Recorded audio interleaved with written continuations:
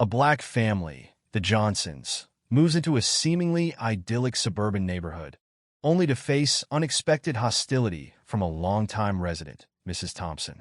When the Johnsons throw a welcoming barbecue to connect with their new neighbors, tensions escalate and a 911 call is made, triggering a police response. But when the police arrive and discover who they're dealing with, the entire neighborhood is left stunned. What happened at the Johnsons' barbecue that made everyone realize they were not just dealing with a simple neighborhood dispute, but a significant moment of reckoning? Let's find out.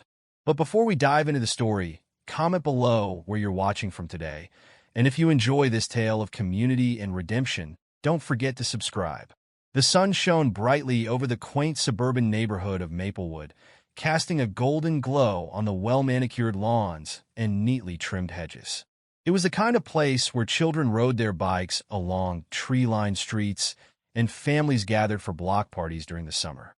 The homes, mostly two-story with brick facades and white picket fences, reflected the peaceful and comfortable lives of the residents. The people of Maplewood were a mix of longtime inhabitants and new arrivals. Some families had lived there for generations, while others were drawn to the area for its good schools, safe streets, and strong sense of community. It was a neighborhood where everyone knew each other, where neighbors waved from their porches and exchanged small talk while tending to their gardens. To an outsider, Maplewood seemed like an idyllic place to raise a family. But beneath the surface, not everything was as perfect as it appeared. There were unspoken tensions, particularly among those who had been there the longest. They were not fond of change, especially when it came in the form of new families who didn't quite fit their idea of what a Maplewood resident should be. This undercurrent of unease was something the Johnson family was blissfully unaware of as they pulled up to their new home on Birchwood Lane. The Johnsons were an impressive family. Michael Johnson, the father, was a tall, broad-shouldered man with a calm demeanor that belied his strength. His deep brown skin and neatly trimmed beard gave him an air of quiet authority. He had recently been appointed as the new police chief, a position that he had earned through years of hard work and dedication. His wife, Angela, was a warm and graceful woman with a welcoming smile. She was a schoolteacher, beloved by her students for her patience and kindness. Their two children, Jasmine and Kevin, were bright and full of energy. Jasmine, at 13, was starting to blossom into a confident young woman, while 8-year-old Kevin was a bundle of curiosity, always eager to explore the world around him. The Johnsons had been searching for the perfect home for months, and when they found the house on Birchwood Lane, they knew it was the one. It was a charming 2-story home with a wide front porch, a spacious backyard, and enough room for their growing family. As they stepped out of the car, the excitement was palpable. "This is it," Angela exclaimed, her eyes sparkling as she took in the sight of their new home. "Our new beginning." Michael smiled, wrapping an arm around her shoulders. "It's perfect," he agreed. "I can already see us making so many memories here." Jasmine and Kevin were already racing towards the front door, eager to explore every corner of the house. As Michael and Angela followed them inside, they couldn't help but feel a sense of accomplishment. They had worked hard to reach this point, and now they were ready to settle into their new life in Maplewood. But as the Johnsons unpacked their belongings and started to make the house their own, they were unaware that not everyone in the neighborhood was as welcoming as they had hoped. Across the street, in a house that was just as neat and tidy as the others, an older woman stood at her window, watching the new arrivals with a critical eye. Mrs. Edith Thompson was a fixture in Maplewood. She had lived there for nearly 40 years and considered herself the unofficial gatekeeper of the neighborhood. At 72, she was still sharp and spry, with a head of silver hair always perfectly styled and a wardrobe of pressed blouses and slacks.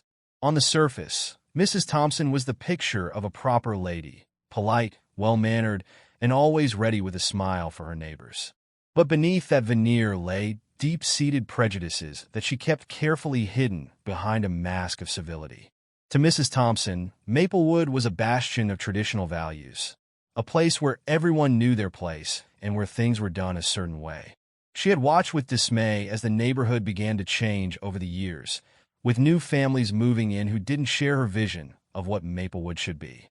And now, as she watched the Johnsons settle into their new home, she felt a familiar knot of resentment tightening in her chest. More of them, she muttered to herself, her lips thinning into a disapproving line. Just what this neighborhood needs. She continued to watch as Michael and Angela helped their children carry boxes into the house, her gaze cold and calculating. She knew who Michael was. Everyone in Maplewood had heard about the new police chief, but that did little to soften her feelings. In her mind, the Johnsons were interlopers, people who didn't belong in her neighborhood. The first time Mrs. Thompson met the Johnsons was a few days after they moved in. She had been walking her dog, a small, yappy terrier named Buttons, when she spotted Angela in the front yard, planting flowers. Deciding that it was her duty to introduce herself, Mrs. Thompson approached with a tight smile. "Good morning," she called out, her voice clipped and formal. Angela looked up, wiping her hands on her gardening gloves. "Good morning," she replied cheerfully. "You must be one of our new neighbors. I'm Angela Johnson." Mrs. Thompson nodded curtly. "Edith Thompson," she introduced herself. "I've lived in this neighborhood for many years." "It's lovely to meet you, Mrs. Thompson," Angela said, still smiling despite the cool reception. "We're so excited to be here. Everyone seems so friendly." Mrs. Thompson murmured noncommittally, her eyes scanning Angela from head to toe. "It's certainly different now." Angela's smile faltered slightly, but she kept her tone polite. "Change can be good, don't you think?" "Perhaps," Mrs. Thompson replied, her tone suggesting that she didn't think so at all. She glanced at the flowers Angela was planting. "Those are nice. I hope they'll grow well in this soil." "I hope so too," Angela said, her voice still warm, but with a hint of uncertainty. "I'm still getting used to the garden. Do you have any tips?" Mrs. Thompson shrugged, already losing interest in the conversation. "Just make sure you water them properly," she said vaguely. "Well, I must be going." "Good day, Mrs. Johnson." "Good day, Mrs. Thompson," Angela replied, watching as the older woman walked away, her back stiff with disapproval. As Mrs. Thompson continued her walk, she felt a sense of satisfaction. She had done her duty as a neighbor, but she had also made it clear that she wasn't about to roll out the welcome mat for the Johnsons. They would have to earn their place in Maplewood, and in her eyes, that was unlikely to happen. Over the next few days, the Johnsons tried to get to know their neighbors, but they found it more challenging than they had anticipated. While some were friendly and welcoming, others were distant, offering only polite nods and brief hellos. It was subtle, but there was an undeniable undercurrent of tension that Michael and Angela couldn't quite put their finger on. One afternoon, Michael decided to introduce himself to Mrs. Thompson. He had seen her several times, always walking her dog or tending to her rose bushes, and he thought it would be good to make a formal introduction. He walked across the street and knocked on her door, smiling when she answered. "Good afternoon, Mrs. Thompson," he said warmly. "I'm Michael Johnson, your new neighbor." Mrs. Thompson looked up at him, her expression unreadable. "Yes, I've seen you around," she replied. "I suppose you're settling in." "We are, thank you," Michael said, still smiling despite her lukewarm response. "It's a lovely neighborhood. We're looking forward to being a part of the community." Mrs. Thompson nodded slowly. "I hope you find it to your liking," she said, her tone making it clear that she wasn't particularly concerned if they did or didn't. Michael chuckled softly, trying to ease the tension. "I'm sure we will. It's a big change for us, but we're excited. If you ever need anything, don't hesitate to ask." "Thank you," Mrs. Thompson replied, though there was no warmth in her voice. "I'll keep that in mind."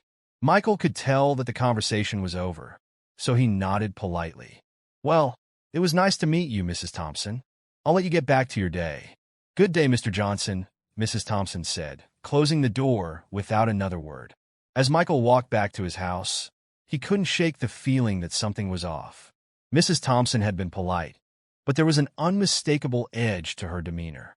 It was as if she was tolerating them rather than welcoming them, and it left him with a sense of unease. Angela noticed it too. "She wasn't very friendly, was she?" she remarked when Michael told her about the encounter.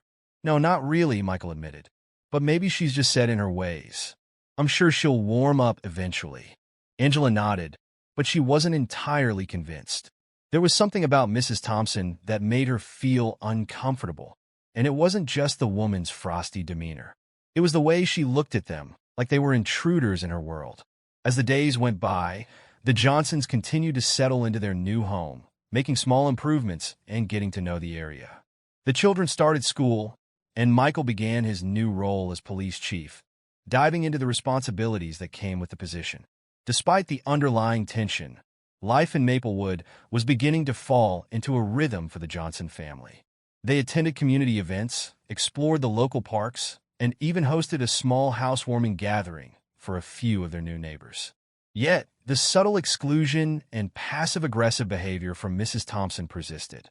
It wasn't overt, but it was there, in the way she barely acknowledged them when they passed by, or how she conveniently forgot to invite them to certain neighborhood gatherings. There were also the little comments she made whenever she did interact with them, remarks that were seemingly innocent, but carried an unmistakable undercurrent of prejudice. "Your children are so well-behaved," she remarked once, her tone dripping with surprise. "You must be very strict with them." Angela smiled tightly, knowing full well what Mrs. Thompson was implying. "We believe in raising them with respect and love," she replied, keeping her voice steady. "Just like any other parent." Mrs. Thompson nodded, her eyes narrowing slightly. "Of course," she said, before changing the subject without missing a beat. It was clear that she didn't consider the Johnsons to be like any other parent. There were other neighbors who, while not as openly cold as Mrs. Thompson, seemed to share her unease. When the Johnsons tried to strike up conversations or extend invitations, they were often met with polite but distant responses. The Johnsons were included, but only in a way that was just enough to avoid outright rudeness.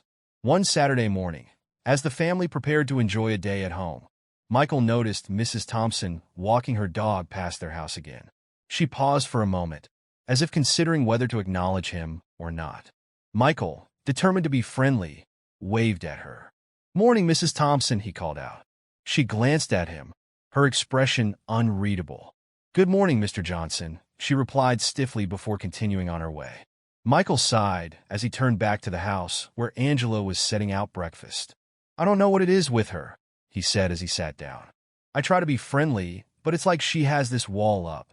Angela nodded, placing a plate of pancakes in front of Kevin. "I've noticed it too," she said. "It's more than just being set in her ways. I think she doesn't want us here. Maybe she's just not used to new people," Jasmine offered, ever the optimist. "Maybe," Michael agreed, though he wasn't entirely convinced. He'd dealt with enough people in his line of work to recognize when someone had deeper issues with him, and he had a feeling that Mrs. Thompson's problem went beyond simple discomfort with change. The neighborhood continued to reveal its true colors in small, almost imperceptible ways. The Johnsons would often overhear snippets of conversations from their neighbors that hinted at underlying prejudices. They heard about how the neighborhood used to be different or how things aren't like they used to be. It was always vague, always couched in terms that could be dismissed as nostalgia, but the Johnsons knew what was really being said. One evening, as they sat on the porch after dinner, enjoying the cool breeze, Angela brought up something that had been on her mind. "Do you ever think about what it would have been like if we'd moved somewhere else?" she asked, leaning against Michael. Michael looked out at the quiet street, the houses all darkening as the sun set. "I do," he admitted. "But we can't live our lives in fear of what other people think. We belong here just as much as anyone else." Angela nodded, though there was a hint of sadness in her eyes. "I know, but sometimes it feels like we're always going to be the outsiders." "We won't be," Michael said firmly. "This is our home now, and we're going to make it work, no matter what anyone else thinks."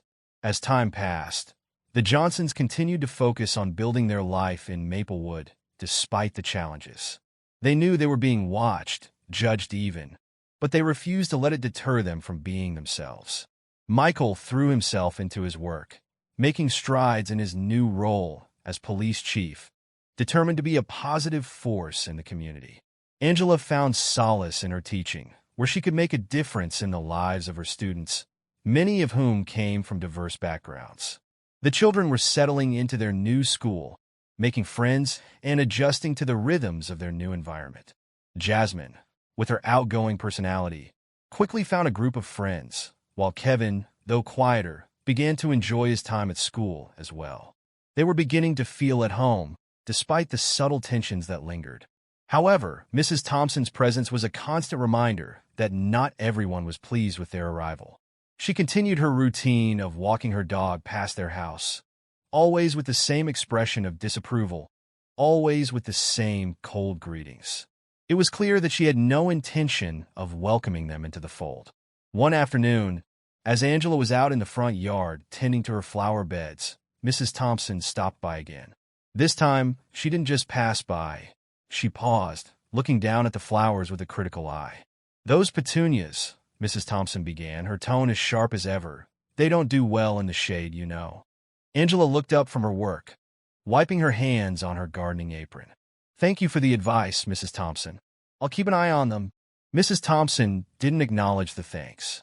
Instead, she seemed to be scrutinizing Angela, as if searching for something to criticize. There was a long pause, and for a moment, it seemed like Mrs. Thompson was going to say something more. But then she just nodded again, a short, abrupt motion. "Good day, Mrs. Johnson," she said before turning on her heel and walking away, Buttons trotting along beside her. Angela watched her go, the tension in her shoulders slowly easing as Mrs. Thompson disappeared down the street. It was the same every time. These interactions that were polite on the surface but always left her feeling unsettled. She couldn't help but wonder what Mrs. Thompson was really thinking, what she said behind closed doors. Later that evening, Angela shared the encounter with Michael as they sat on the back porch, the kids playing in the yard. "She just can't seem to let it go," Angela said, her frustration evident. "It's like she's waiting for us to slip up, to give her a reason to say, 'I told you so.'" Michael nodded, his expression thoughtful. "She's stuck in her ways," he said. "But that doesn't mean we have to let her get to us. We'll keep doing what we're doing, living our lives. She'll either come around or she won't. But we're not going anywhere." Angela smiled at him, grateful for his steady presence. "You're right," she said, leaning against him. "We'll make this work, no matter what." As the days turned into weeks, the Johnsons continued to navigate their new life in Maplewood. They knew they were being watched, judged, and perhaps even resented by some of their neighbors. But they also knew that they had just as much right to be there as anyone else. They weren't about to let the attitudes of a few people dictate their happiness. The Johnson family had always believed in the power of community, and with Michael's new role as the police chief, they saw an opportunity to bring their neighbors together. The idea of hosting a neighborhood barbecue had been brewing in Angela's mind for weeks, and one evening, as the family sat down for dinner, she decided to bring it up. "What do you all think about having a barbecue next weekend?" Angela asked, her eyes shining with enthusiasm. "We could invite the neighbors, get to know them better, and celebrate your new job, Michael." Jasmine immediately perked up at the idea. "That sounds awesome, Mom. We could have games, music, and tons of food." Kevin, though usually quieter, nodded in agreement. "I think it's a great idea. It could help us fit in more, you know." Michael smiled at his family, feeling a surge of pride. "I think it's a wonderful idea, too. We've met a few of the neighbors, but this could be a good way to really connect with them. Plus, who doesn't love a good barbecue?" The decision was made, and over the next few days, the Johnsons threw themselves into planning the event. Angela started crafting a menu that would cater to everyone's tastes, including a mix of traditional barbecue dishes and a few vegetarian options. Michael focused on setting up the backyard, making sure the grill was in perfect working order and the seating arrangements were comfortable. "We should make sure to personally invite everyone," Michael suggested one evening as they worked on the guest list. "It'll show that we really want them to be there." Angela agreed. "Absolutely. I'll start with the neighbors we've already met, and then we can work our way around the block." Jasmine volunteered to make colorful invitations, spending an entire afternoon cutting out shapes and decorating them with bright, cheerful designs. She was excited to play hostess, imagining how much fun it would be to have everyone in the neighborhood gathered in their backyard. As the day of the barbecue drew closer, the Johnsons began their rounds, going door to door to invite their neighbors. Most of the invitations were met with polite smiles and promises to try to attend. Some neighbors seemed genuinely interested, while others were more reserved, offering non-committal responses. When it came time to invite Mrs. Thompson, Angela decided to take the lead. She knew the older woman had been less than welcoming, but she wanted to extend the invitation nonetheless, hoping it might help thaw the ice between them. Angela walked over to Mrs. Thompson's house, Jasmine by her side, holding the brightly decorated invitation. They stood on the porch for a moment, Angela taking a deep breath before ringing the doorbell. After a brief wait, Mrs. Thompson opened the door, her expression as stern as ever. "Yes," she said, her eyes narrowing slightly as she saw who was standing there. "Good afternoon, Mrs. Thompson," Angela began with a warm smile. "We wanted to invite you to a barbecue we're hosting this weekend at our place. It's just a casual get-together, a chance to meet everyone and celebrate Michael's new role as police chief." Jasmine held out the invitation, her smile as bright as the colors she'd used to decorate it. "We hope you can make it," she said sweetly. Mrs. Thompson glanced at the invitation, but made no move to take it. "A barbecue, you say?" she asked, her tone cool. "I'm not sure that's something I'd be interested in." Angela kept her smile, though she could feel the tension in the air. "We'd love to have you there. It's just a simple neighborhood gathering. We thought it might be nice for everyone to get to know each other better." Mrs. Thompson's eyes flicked between Angela and Jasmine, and after a long pause, she finally took the invitation, though she didn't look at it. "I'll have to check my schedule," she said, her voice devoid of any real warmth. "But I wouldn't count on me being there. I'm quite busy, you know." Angela nodded, maintaining her composure. "Of course. If you can make it, we'd love to see you. If not, we understand." Mrs. Thompson gave a curt nod, then glanced down at Jasmine. "Children should be seen and not heard," she remarked, almost as an afterthought, before stepping back inside and closing the door without another word. As Angela and Jasmine walked back to their house, Jasmine looked up at her mother, her brow furrowed in confusion. "Mom, why doesn't Mrs. Thompson like us?" Angela sighed, putting an arm around her daughter's shoulders. "Some people are just set in their ways, sweetie. They don't always understand or accept new things. But that doesn't mean we shouldn't try to be kind and include them." Jasmine nodded, though she didn't fully understand. "I hope she comes," she said softly. Angela smiled down at her. "Me too, Jasmine. Me too." Back at home, Angela shared the encounter with Michael. He listened thoughtfully, his face serious. "She's not going to come," he said after a moment. "But that's not the point. We're doing the right thing by inviting her." Angela nodded. "I know. I just wish she could see that we're not here to change anything.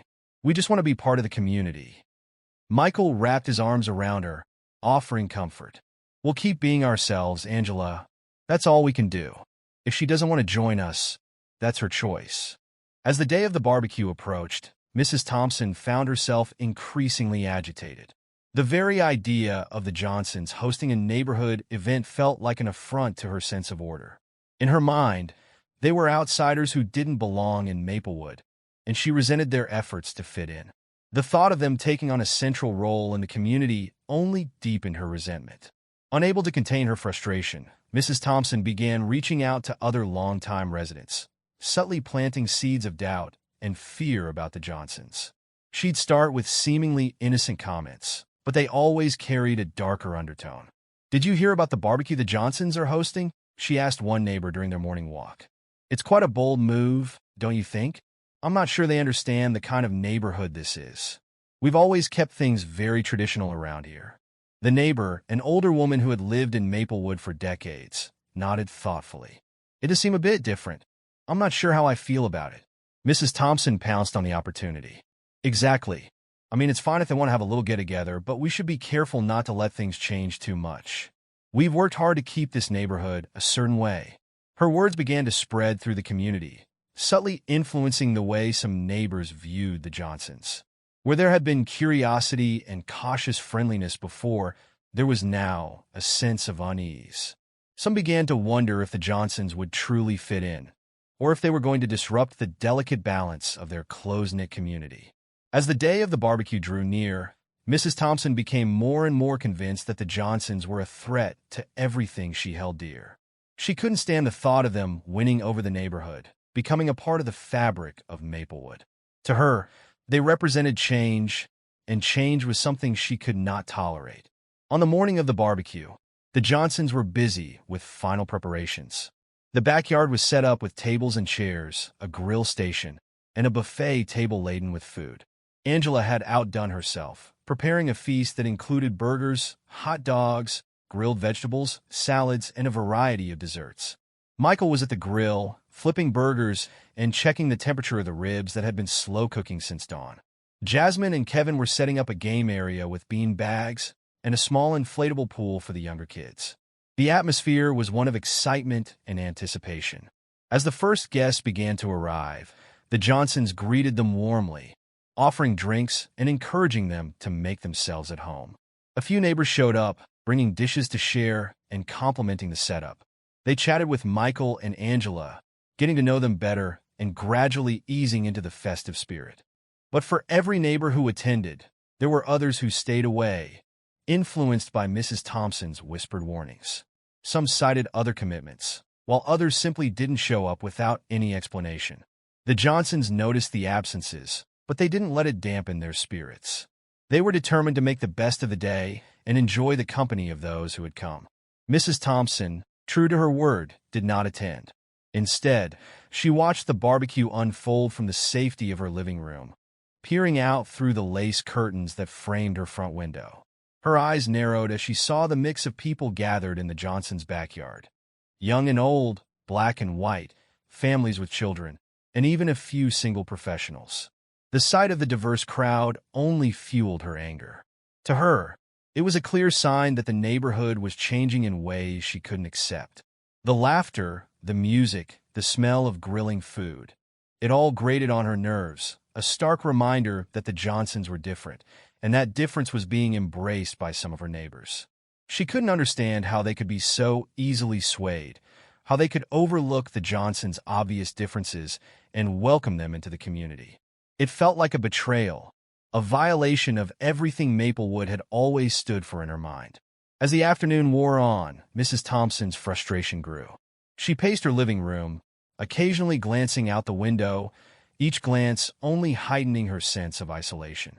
She wanted nothing more than for the barbecue to be over, for the noise to stop, for everything to go back to the way it had been before the Johnsons moved in.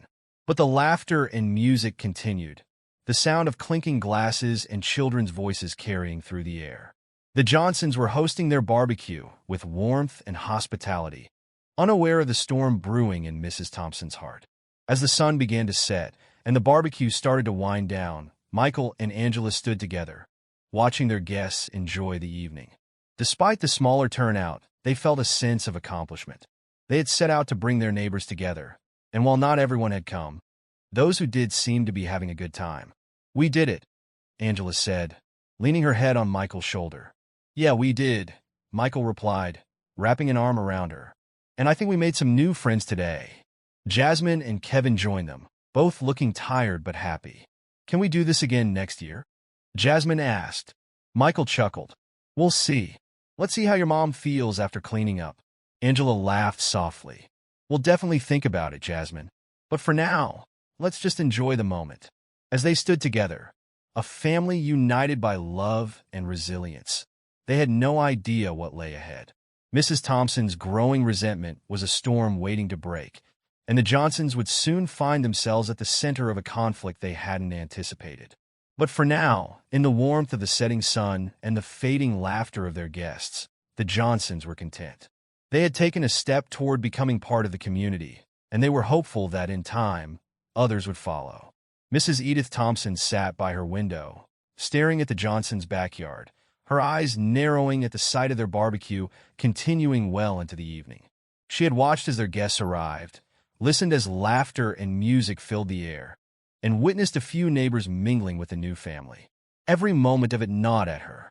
The Johnsons, in her mind, were intruders, and the idea that they were being embraced by the community infuriated her. She huffed, crossing her arms tightly across her chest, her foot tapping impatiently against the hardwood floor. How could they be so brazen? How could they think they could just come in, throw a big party, and act like they belonged? The thought of them feeling comfortable in her neighborhood made her blood boil. It was time to put a stop to this. Mrs. Thompson picked up her phone, her hand trembling slightly, and dialed 911. Her breath quickened as she listened to the line ring, each second stretching longer than the last. 911. What's your emergency? The dispatcher's voice came through, calm and professional.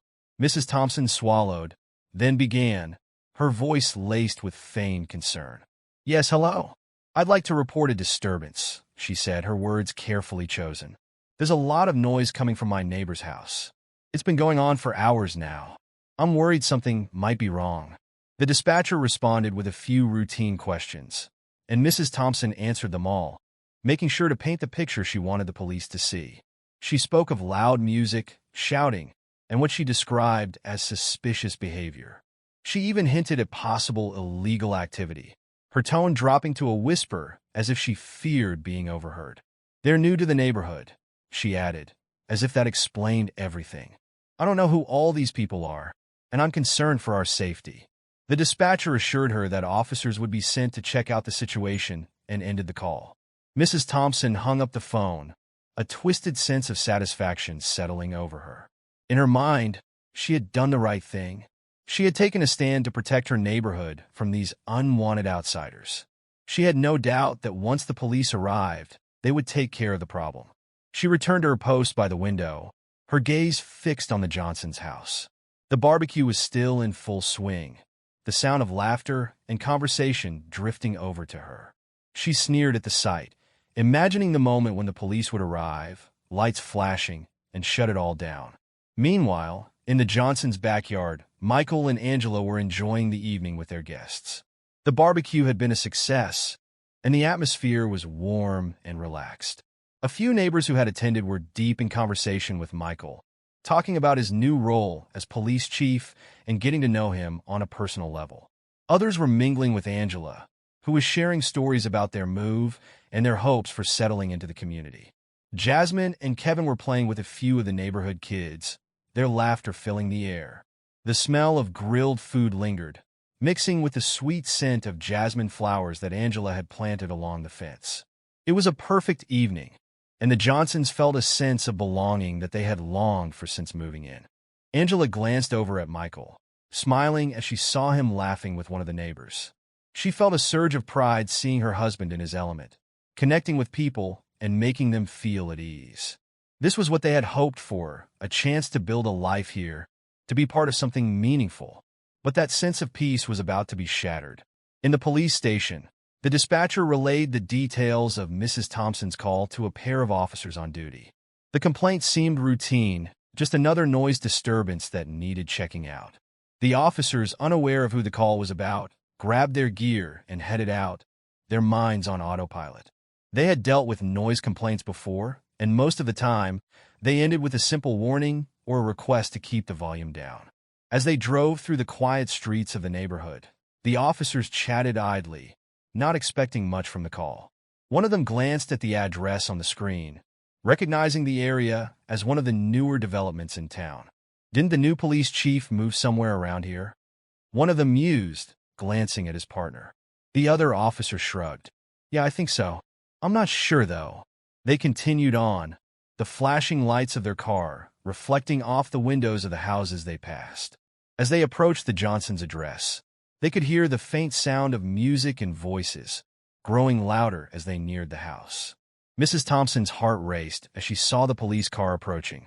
She stood at her window, her eyes wide with anticipation. This was it.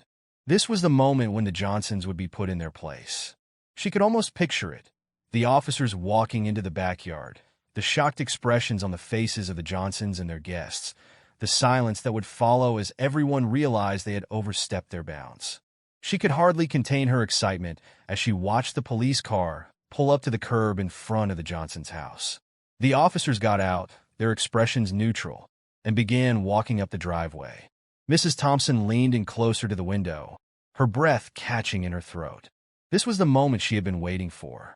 She expected nothing less than a confrontation, one that would send a clear message that the Johnsons didn't belong in her neighborhood. In the Johnsons' backyard, the sound of approaching footsteps caught Michael's attention. He turned to see the two officers walking toward them, their faces serious. The mood of the barbecue shifted instantly, the laughter and chatter dying down as everyone noticed the police presence. Angela looked at Michael, a question in her eyes. "What's going on?" she whispered. Michael's brow furrowed as he stepped forward to meet the officers. His years of experience told him that something was off. He had been in situations like this before, but it felt different now that it was happening at his home, in front of his family and friends. "Good evening, officers." Michael greeted them, his voice calm but authoritative. "Can I help you?" The officers hesitated for a moment, their eyes widening slightly as they recognized Michael. One of them cleared his throat, clearly surprised. "Chief Johnson? We didn't realize this was your residence." Michael's jaw tightened slightly. "What seems to be the problem?" The officer glanced down at his notes, feeling the weight of the situation. "We received a call about a noise disturbance and some suspicious activity in the area," he explained, his tone more respectful now. Michael's expression remained neutral, but inside, he felt a mix of anger and disappointment. He knew exactly what this was. Someone had called the police on them simply because they didn't want the Johnsons in their neighborhood. "I see," Michael said, his voice steady. "Well, as you can see, we're just having a barbecue with a few of our neighbors. There's nothing suspicious going on here." The officers exchanged glances, clearly uncomfortable. They could see that the situation was nothing like what had been described in the call. It was just a family gathering, nothing more. "We'll take a quick look around, just to be thorough," one of the officers said, his tone apologetic. "Of course," Michael replied, stepping aside to let them pass. "Feel free."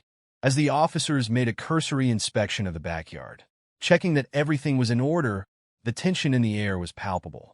The Johnsons' guests watched in silence, their earlier cheer replaced by a sense of unease. Angela stood by Michael, her hand gripping his arm. "I can't believe this is happening," she whispered, her voice trembling slightly.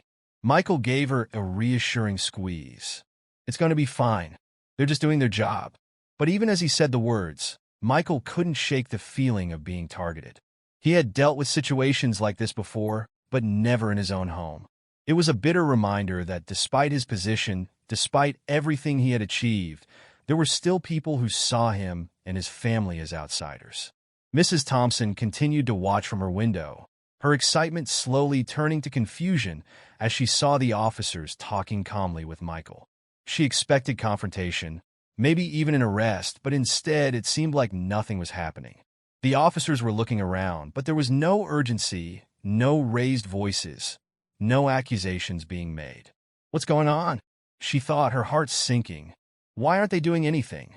Her frustration grew as she saw the officers finishing their inspection and returning to speak with Michael. She couldn't hear what they were saying, but from the looks on their faces, it was clear that they weren't taking any action. They weren't doing what she had hoped they would. Back in the Johnsons' backyard, the officers wrapped up their brief inspection and returned to Michael. One of them spoke, his voice apologetic. "Everything looks fine here, Chief. We're sorry for the inconvenience. It looks like this was just a misunderstanding." Michael nodded, keeping his emotions in check. "No problem, officers. I appreciate you checking in. Have a good evening." The officers nodded in return, their expressions a mix of respect and embarrassment, before turning to leave. As they walked back to their car, the tension in the backyard began to lift, but the remnants of the encounter lingered in the air like a stubborn cloud. Angela exhaled a breath she hadn't realized she was holding. "I can't believe someone called the police on us," she murmured, her voice tinged with disbelief and hurt. Michael pulled her close, resting his chin on her head. "I can," he said quietly, the weight of reality pressing down on him. He had always known that being in law enforcement wouldn't shield him or his family from prejudice. It was a harsh truth he had hoped his children wouldn't have to learn so soon, but here they were. Around them, the guests began to relax again, though the atmosphere had undoubtedly changed. Conversations resumed, but they were quieter, more subdued. The children, sensing the shift in mood, stayed closer to their parents. Jasmine and Kevin, who had been playing near the fence, approached their parents with questioning eyes. "Daddy, why were the police here?" Kevin asked, his voice small. Michael knelt down to his son's level, forcing a reassuring smile. "It's okay, buddy. Someone made a mistake and the police just came to check things out. Everything's fine. But why would someone call the police?" Jasmine pressed, her young mind grappling with the injustice of it all. Michael sighed. wishing he could shield them from the complexities of the world a little longer. Sometimes people get scared of things they don't understand. And when they're scared, they make bad decisions. But the important thing is that we're all safe and nothing bad happened. Jasmine seemed to accept this explanation, though she wasn't entirely satisfied. Kevin, on the other hand, still looked confused, but he nodded, trusting his father's words. Angela bent down and kissed their heads. "Why don't you two go play with your friends? Everything's fine now." The kids hesitated for a moment, then ran off to rejoin the other children, though they kept glancing back at their parents, still trying to make sense of the situation. Across the street, Mrs. Thompson's hands clenched in a fist as she watched the police car pull away without incident. Her frustration was palpable, her face flushed with a mix of anger and confusion. How could this have gone so wrong? She had expected the police to handle the situation, to show the Johnsons that they couldn't just come in her neighborhood and act like they owned the place. But instead, the officers had left without so much as a reprimand. She felt a pang of fear as she realized that her plan had backfired. The Johnsons had not been intimidated. If anything, they might now see her as the one who was out of place. Panic began to creep into her thoughts. What if they figured out it was her who made the call? What if the other neighbors started to side with them against her? Mrs. Thompson paced her living room, her mind racing. She had to do something, but what? How could she regain control of the situation? Her thoughts were a jumble of fear, resentment, and the nagging realization that perhaps she had underestimated the Johnsons. But even as these doubts crept in, her resolve hardened. She would not let them win. This was her neighborhood, and she would do whatever it took to keep it that way.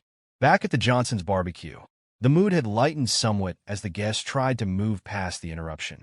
Michael and Angela made the rounds, checking in with everyone and thanking them for coming. They wanted to make sure that the incident didn't overshadow the entire evening. One of the neighbors, Mrs. Wilson, a kind elderly woman who had been one of the few to attend the barbecue, approached Angela with a sympathetic look. "I'm so sorry about what happened, dear," she said softly. "It's such a shame that someone would do that to you." Angela smiled, though it didn't quite reach her eyes. "Thank you, Mrs. Wilson. It's unfortunate, but we're not going to let it ruin our night." Mrs. Wilson nodded, her expression sad, but understanding. "You and your family are always welcome here, Angela. Don't let a few bad apples make you feel otherwise." "Thank you. That means a lot," Angela replied, squeezing the older woman's hand. As the evening wore on, the barbecue gradually wound down. The guests, though shaken by the earlier incident, expressed their support for the Johnsons before leaving. Many of them offered words of encouragement and promised to stand by the family in the future. By the time the last guest had left, the Johnsons were alone in their backyard. The remains of the barbecue were scattered around. Empty plates, glasses, and the lingering smell of grilled food. The sky was dark now, the stars twinkling above them, but the warmth of the earlier festivities had cooled. Michael and Angela sat down at the patio table, both feeling the weight of the evening settling over them. The children had gone inside, tired from the day's events, and the house was quiet. "What a night," Angela said softly, breaking the silence. Michael nodded, his thoughts still on the encounter with the police. "I knew this wasn't going to be easy, but I didn't expect something like this to happen so soon." Angela looked at him, her eyes filled with a mix of sadness and determination. "Do you think this is just the beginning?" Michael considered her question, his mind racing with possibilities. "I don't know, but I do know that we're not going anywhere. We belong here just as much as anyone else." Angela reached across the table and took his hand. "We'll get through this, Michael. Together."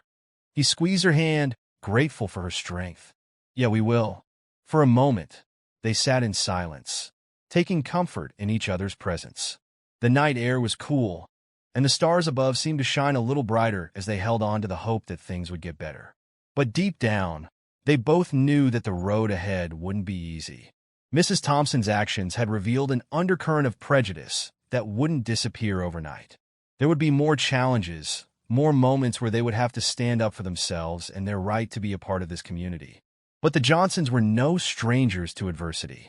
They had faced challenges before, and they would face them again. What mattered most was that they had each other, and as long as they stood together, They knew they could overcome anything. As the night drew to a close, Michael and Angela got up and began to clean up the remnants of the barbecue. They worked in silence, their minds occupied with thoughts of the future and what it might hold for their family. But as they picked up the pieces, they also picked up the strength to keep going, to keep fighting for the life they wanted to build here. And in that quiet moment, under the starlit sky, the Johnsons made a silent vow to themselves and to each other. No matter what happened, they would not be driven out. They would stay, they would thrive, and they would show everyone that they belonged. The following week, Michael Johnson decided to take a proactive step to address the tensions within the neighborhood. He knew that while the incident with Mrs. Thompson had been a stark reminder of the underlying prejudices in the community, it also presented an opportunity for growth and understanding. To that end, he organized a community meeting at the local recreation center, hoping to foster dialogue and build bridges. Angela spent the days leading up to the meeting preparing flyers and personally inviting neighbors. She wanted everyone to feel included and heard, hoping that the gathering would be a chance for the community to come together and address the issues openly. On the day of the meeting, the recreation center's auditorium was set up with rows of chairs facing a podium at the front. Michael and Angela arrived early, arranging refreshments and ensuring everything was in place. As people began to trickle in, Michael greeted each neighbor with a warm smile, trying to create an atmosphere of openness. The room slowly filled with a diverse crowd of residents. Some were familiar faces, like Mrs. Wilson, who had supported the Johnsons from the start, while others were neighbors who had been distant or hesitant since the incident. Michael noticed Mrs. Thompson sitting in the back, her demeanor guarded and anxious. He could tell she was feeling the weight of her actions and was unsure of how to address the situation. When the meeting finally began, Michael stepped up to the podium, his posture confident yet approachable. He took a deep breath, scanning the room and making eye contact with as many people as he could. The chatter quieted, and he began to speak. "Good evening, everyone. Thank you for coming tonight. My name is Michael Johnson, and I am your new police chief. I know that the past week has been difficult for many of us, and I want to take this opportunity to address some of the issues that have come to light." Michael paused, allowing his words to sink in. "As many of you are aware, there was an incident at my family's barbecue last week. A complaint was made, and the police responded to it. I want to be clear that we are committed to maintaining the safety and well-being of everyone in this community. However, it's important that we also address the underlying issues that led to that complaint." He continued, "Our neighborhood has always prided itself on being a welcoming and inclusive place. Yet, incidents like this remind us that we still have work to do. We need to ensure that everyone, regardless of their background, feels that they belong here." Michael's speech was met with nods of agreement from many in the audience. He spoke about the importance of respect and understanding, and how prejudices, whether overt or subtle, could harm the fabric of their community. After Michael's speech, he opened the floor for questions and comments. The room was filled with a mix of apprehension and anticipation. Some neighbors were eager to express their support, while others were hesitant but hopeful that the meeting could lead to positive change. Mrs. Wilson was one of the first to speak. "I want to thank you, Chief Johnson, for organizing this meeting. It's important that we talk about these issues openly. I've been a resident here for over 30 years, and I've always believed that our community should be inclusive and welcoming to all." Her words were met with murmurs of agreement from the audience. Michael smiled gratefully at her. "Thank you, Mrs. Wilson. Your support means a lot to us." Another neighbor, Mr. Ramirez, stood up. "I think it's important to acknowledge that this issue isn't just about one person or one incident. It's about how we, as a community, respond to these situations. We need to stand together and support each other." Michael nodded in agreement. "Absolutely. This is about building a stronger, more united community. We need to ensure that everyone feels heard and valued." As the discussion continued, several residents shared their own experiences and concerns. There were stories of discrimination, misunderstandings, and moments of prejudice that had been overlooked or ignored. The dialogue was emotional and, at times, uncomfortable, but it was also a necessary step towards healing. Mrs. Thompson, who had been sitting quietly, finally spoke. Her voice was shaky but determined. "I want to apologize for my actions last week. I made a mistake, and I understand that now. I didn't consider the impact it would have on the Johnsons or the community." Michael looked at her with a mixture of empathy and firmness. "Thank you for your honesty, Mrs. Thompson. Apologies are an important part of moving forward, but actions speak louder than words. It's crucial that we all work together to make this neighborhood a better place for everyone." Mrs. Thompson nodded, her expression somber. "I understand, and I am willing to do whatever it takes to make amends." In the weeks that followed, the community began to show signs of change. The meeting had sparked a renewed sense of unity and commitment among many residents. Michael and Angela continued to engage with their neighbors, organizing additional events and activities designed to foster connections and promote inclusivity. One of the initiatives that gained traction was a neighborhood block party organized by Michael and Angela to celebrate the diversity of their community. The event featured food from different cultures, music, and activities for children. It was a chance for everyone to come together and enjoy each other's company in a relaxed and friendly environment. The block party was a resounding success. Neighbors who had been hesitant or distant began to mingle and interact, breaking down barriers and building new relationships. Michael and Angela took the opportunity to chat with as many people as possible, sharing their experiences and listening to the concerns of others. Mrs. Thompson, who had initially been wary of attending, showed up at the event. She was greeted with cautious but polite interactions from other residents. Michael and Angela approached her, extending a warm welcome. "I'm glad you could make it, Mrs. Thompson," Angela said, offering her a plate of food. "I hope you're enjoying the event." Mrs. Thompson accepted the food, her expression softening. "Thank you, Angela. I really appreciate the invitation. I'm trying to understand and be a better part of this community." Michael smiled at her. "It's a step in the right direction.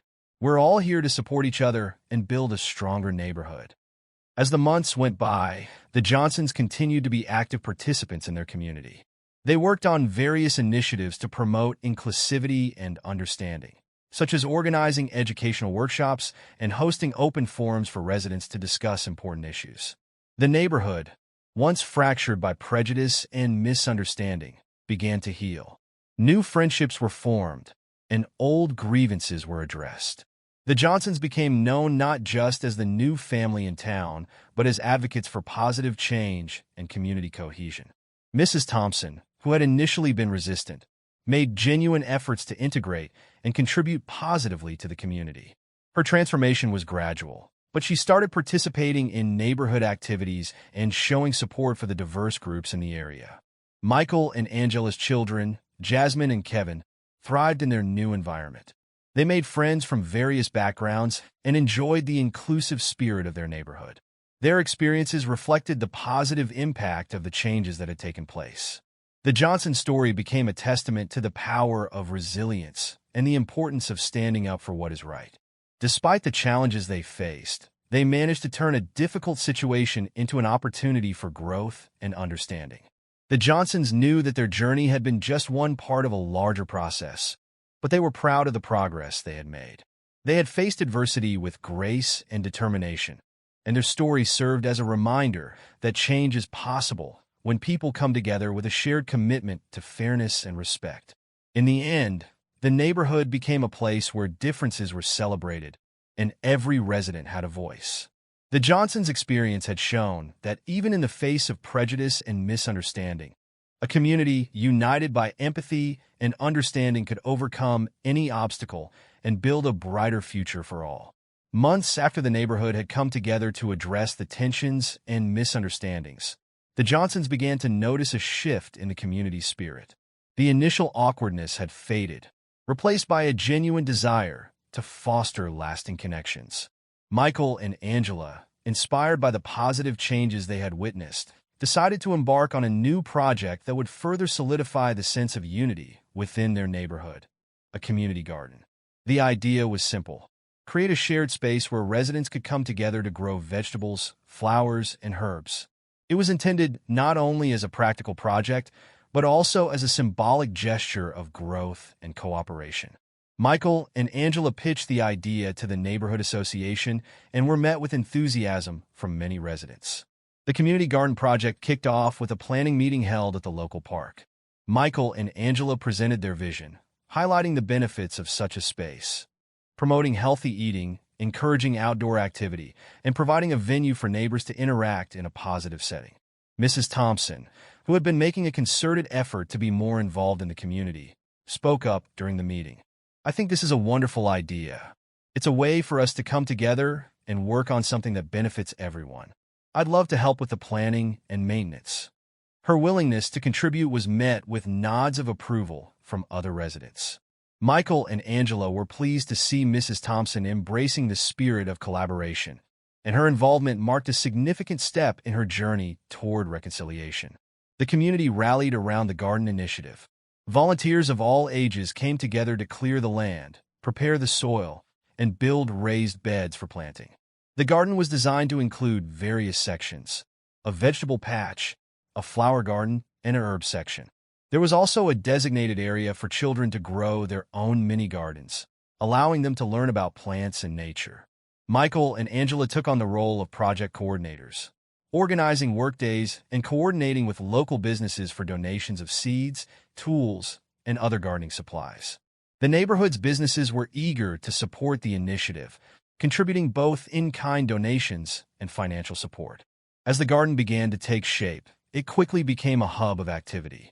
Neighbors gathered to work side by side, sharing tips and stories as they planted and tended to the garden. The process was therapeutic for many, offering a respite from the everyday stresses and an opportunity to forge new friendships. Mrs. Thompson, who had initially been cautious, found herself genuinely enjoying the work. She was often seen working alongside her new friends, chatting and laughing as they planted flowers or harvested vegetables. The garden became a space where old grudges were left behind and new bonds were forged. As summer turned to fall, the garden began to yield its first crops. The neighborhood planned a harvest festival to celebrate their achievements and to showcase the fruits of their labor. The event was set to be a community-wide celebration, with booths featuring produce from the garden, homemade jams and preserves, and even a small farmer's market with goods from local vendors. The festival was held in the same park where the garden had been conceived. Colorful banners and decorations adorned the space, and a stage was set up for live music and entertainment. Children's activities, including face painting and a petting zoo, added to the festive atmosphere. On the day of the Harvest Festival, the park was bustling with activity. Families strolled through the booths, sampling fresh vegetables and enjoying homemade treats. The live music provided a cheerful backdrop, and the sense of community was palpable. Michael and Angela walked through the crowd, greeting neighbors and enjoying the lively atmosphere. They were approached by Mrs. Thompson, who had taken on a prominent role in organizing the festival. "I just wanted to thank you both for spearheading this project," Mrs. Thompson said, her voice filled with genuine gratitude. "It's been a wonderful experience, and I think it's really brought us all together." Michael smiled warmly. "I'm glad to hear that, Mrs. Thompson. It's been a rewarding experience for all of us." Angela added, "We couldn't have done it without everyone's support. It's been amazing to see how this garden has brought people together."